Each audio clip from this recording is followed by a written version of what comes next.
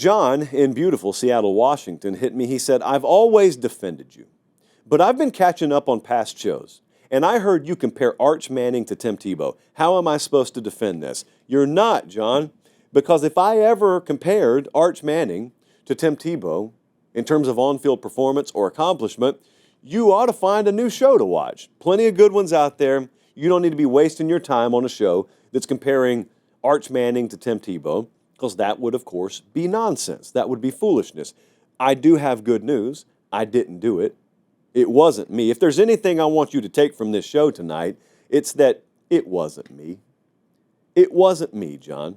What we did the other day, and what I think you heard part of, I think there may have been some ambient noise in the background that distracted you. Your prerogative, not hating on you. Remember the rule around here. Remember Meemaw's golden rule. Smart people do say casual things, John. Casual people rarely say smart things. So, our audience from Seattle is always among the brightest of any major metropolitan city that we get feedback from.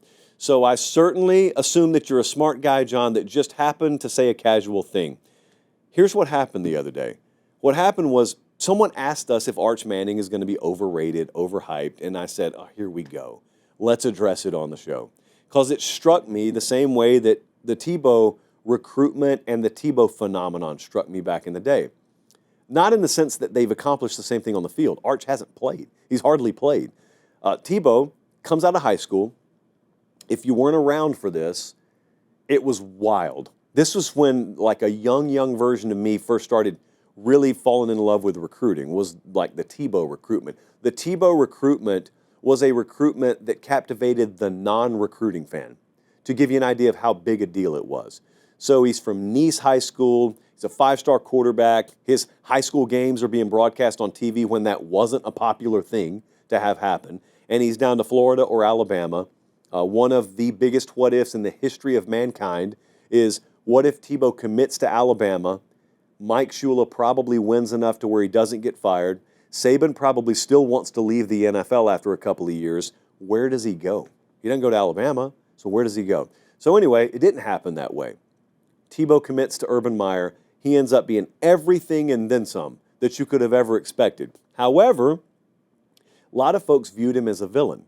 A lot of folks didn't like Tim Tebow. And I said on the show the other day the same thing I said when the guy asked me if I thought Arch Manning was being overhyped. I said, what are you hating on Arch Manning for? Because the spirit of the question I got asked was like anger towards Arch Manning. I don't like Arch Manning. He's being overhyped. Well, you may be half right there. He may be overhyped. He hadn't done anything yet, but maybe he's a total bust and he was overhyped. How's that his fault? Let me cut in really quick and ask, look, prayer hands, please subscribe to the channel if you haven't already. And if you think you're subscribed, check and make sure. Over 50% of you aren't. It's free, it doesn't sign you up for anything, and it helps us keep the show free, college football year-round, the way God intended it. All right, back to the clip. He's not the one who hyped himself. Arch Manning hasn't written a single headline about himself. And I used to say the same thing about Tebow, because I grew up in Georgia. So obviously Tebow's playing for Florida. So people already root against Florida in my home state.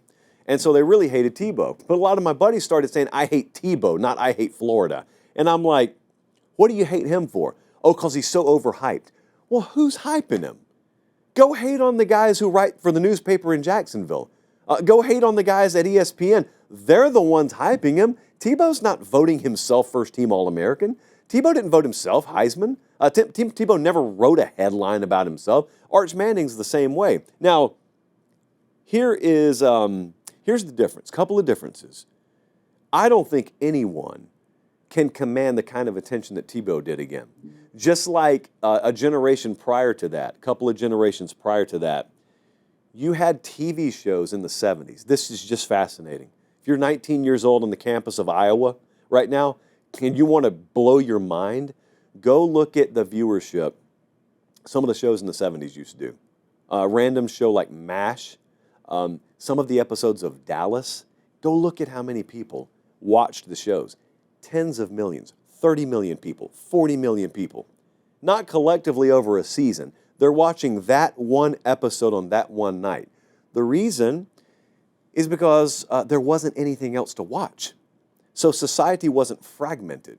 You didn't have internet. There was no social media. So Tebow comes along, and even though, yes, you do have internet, social media is still in its very infancy. And relative to today, it was a lot easier for the entire college football public or the entire sporting public to focus its gaze on one thing. That doesn't happen so much anymore.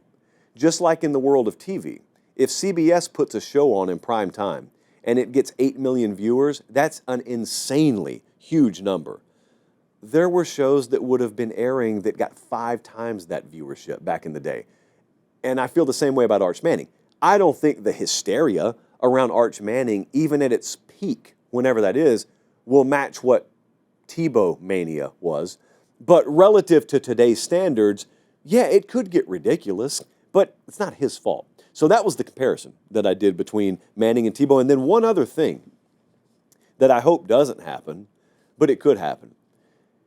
Tebow was rated 5 stars. Tebow was the number 1 player in the country, but he panned out. He validated all that. He ended up being the best player in the country. He won the Heisman Trophy, won national championships. So he was everything he was expected to be, and he was expected to be a lot. We don't know how the story ends with Arch Manning. You don't know if he's going to end up being anything. He'll be the starting quarterback at Texas this year. He'll be put in the best position anyone in the country is put in, but he's still got it to do. Tebow fulfilled on the hype. So no one could really call him a bust. But if Arch Manning doesn't become the best player in the country, you'll have people call him a bust. And this is really what drives me crazy about rankings culture, headline culture, whatever.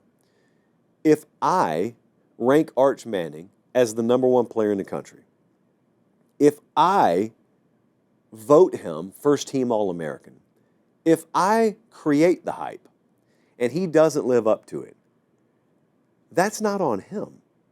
That's on me. But you never see that, do you? You never see someone blame themselves or call themselves an idiot. It's a lot easier for somebody, whether it be on the internet or whether it be in a podcast or on TV or whatnot, it's a lot easier for them to hype a guy up. He doesn't fulfill their expectation level. And instead of calling themselves idiots and saying, I'm stupid for overhyping him, you just trash the kid. Oh, Arch Manning, what a bust. He was so overhyped. Well, who hyped him? A bust according to what? So, yeah, that is what I'll be watching with Arch Manning.